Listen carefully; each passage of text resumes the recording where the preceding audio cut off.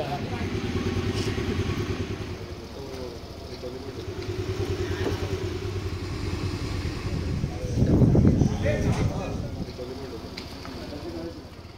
Guys, ఈరోజు ఏడికి వచ్చేసినామంటే మన బేగం బజార్లో ఉన్న యూనిక్ గణేషులు చూడడానికి అయితే వచ్చేసినాం. సో ఒకసారి అయితే మనం ప్రతి ఒక్క పీస్ అయితే చూసేద్దాం. ఒక్కొక్కటి ఒక డిఫరెంట్ స్టైల్లో చేస్తారు. మనకు తెలిసిందే బేగం బజార్ ఎంత ఫేమసో. సో మనం మొత్తం హైదరాబాద్లో కాదు, తెలంగాణ స్టేట్ మొత్తంలో ఒక డిఫరెంట్ కల్చర్ అయితే మన బేగం బజార్లో అయితే చూపించేస్తారు. ఇక్కడ గణేషుని చూస్తుంటే కళ్ళు ఇరుగుతున్నాయి భయ. మొత్తం అయితే ఒక లయన్ రూపంలో రెడీ చేశారు.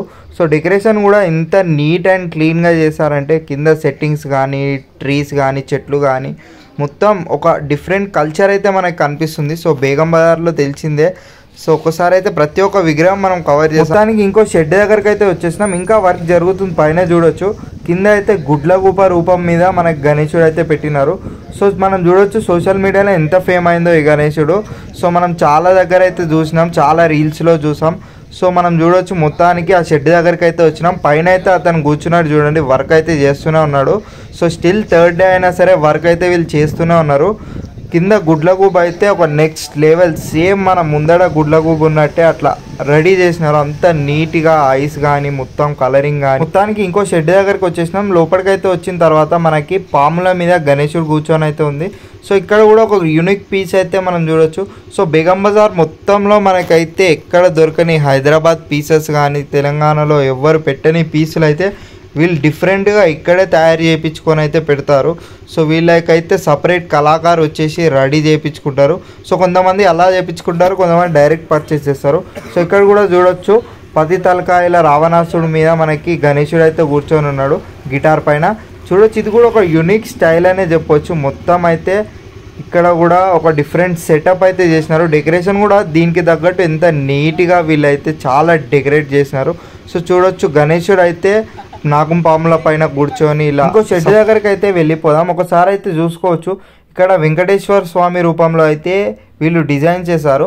సో బ్యాక్గ్రౌండ్ కూడా చూసుకోవచ్చు ఎంత నీట్గా మనకి షైన్ అవుతుందో.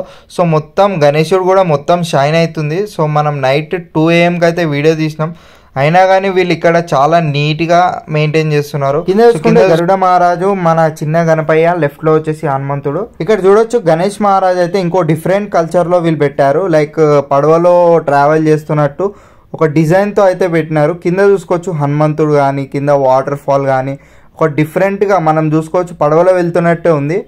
ఈ విగ్రహం అబ్జర్వ్ చేయొచ్చు మనం, ముంబై స్టైల్లో రెడీ చేస్తారు. సో ఇంకా డెకరేషన్ పార్ట్ అయితే కంప్లీట్ అవ్వలేదు. సో మనమైతే లోపలికి వచ్చి ఒక చిన్న క్లిప్ తీద్దామని చెప్పి మనమైతే వీడియో తీసినాం. సో మొత్తం మనం తిరిగిన దాంట్లో నాకు చాలా నచ్చేసిన పీస్ అయితే ఇదే భయ. ఒక్కసారి అయితే మొత్తం చూసేద్దాం. ఇదైతే మనకి చౌదరి ఆర్ట్స్ నుంచి, శ్రీ చౌదరి ఆర్ట్స్ కాటేదాన్ నుంచి అయితే తెప్పించారంట. స్పెషల్గా వీళ్ళైతే డిజైన్ చేయించారు. కింద చూడొచ్చు మనకి ఆవు రూపంలో, మనకి ఆవు పైన శివుడు కూర్చున్నట్టు ఒక రూపంలో అయితే రెడీ చేశారు. ఇంత నీట్గా క్లీన్ అండ్ నీట్గా అయితే ఉందో. ఒకసారి కొమ్మిలు కానీ, ఆ పెయింట్ వర్క్ కానీ చాలా అంటే చాలా నీట్గా ఉంది. సో బ్యాక్గ్రౌండ్ డెకరేషన్ కూడా వీళ్ళైతే చాలా నీట్ అండ్ సింపుల్గా చేశారు. చాలా నీట్గా కనిపిస్తుంది గణేశుడు. ఒకసారి అయితే ఖచ్చితంగా వెళ్ళి విజిట్ అవ్వండి టైం ఉంటే. బట్ ఒక్కొక్క విగ్రహం చూస్తుంటే మనకైతే నెక్స్ట్ లెవెల్ అనే చెప్పొచ్చు. సో ఇక్కడ అన్న వాళ్ళని కనుక్కుంటే మొత్తం ఖర్చు వచ్చేసి ఓన్లీ గణేశునికి మనకి 4 lakhs అయితే పడిందని చెప్పినారు. So only customize చేపించడానికి.